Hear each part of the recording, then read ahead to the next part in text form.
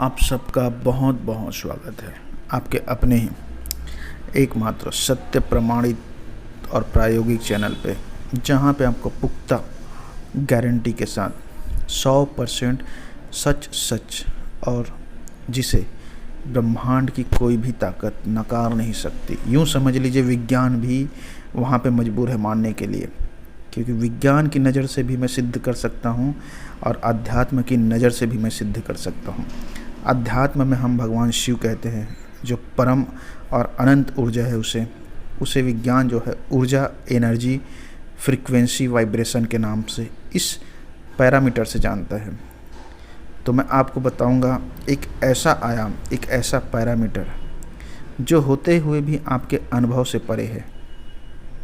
सच को कुछ परसेंट में ही लोग अनुभव कर पाते हैं, और जब सच को अनुभव कर पाते हैं तब उसे और भी चीज़ें अनुभव होती है।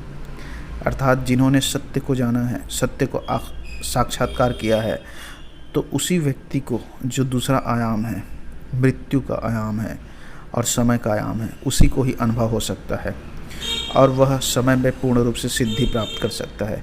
चूँकि शरीर धारण करके आया है तो समय के बंधन में तो होना अनिवार्य है, समय से आप परे नहीं हो सकते।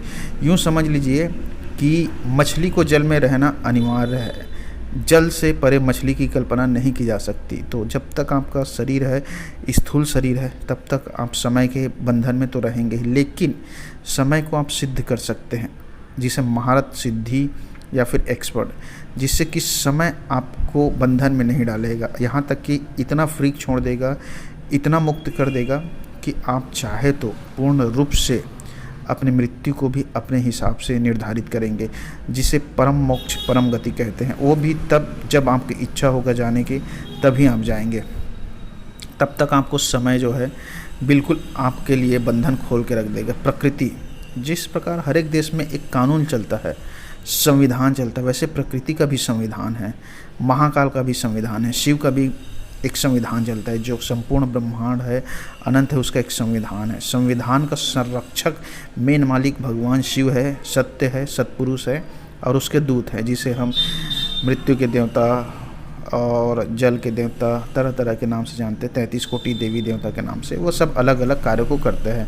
तो यह होता है संविधान के पालन कराने वाले। जैसे शरीर धारण किया है तो उसे शरीर छोड़कर जाना है, दिन है तो रात होना है, सूर्य उदय हुआ है तो सूर्यास्त भी होगा, चंद्र उदय हुआ तो चंद्र अस्त भी होगा, वर्षा है तो ग्रीष्म होगा, और उसके बाद आपका हर चीज़ जो है एक संविधान नियम में चल रहा है। तो इसी संविधान नियम का पालन भगवान शिव करवाता है, और इस तक पहुँच जिसका बन गया शिव तक, तो वह इस पूरे सृष्टि का मर्जी का मालिक हो गया।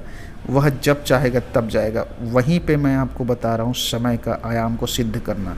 समय एक ऐसा चक्र है जिस पे आपको पूर्ण रूप से सत्य पे निर्भर होना पड़ेगा, सत्य पे आना ही पड़ेगा, शिव के मार्ग पे चलना ही पड़ेगा, तब आप समय को जान सकते हैं, नहीं तो फिर नहीं जान पाएंगे।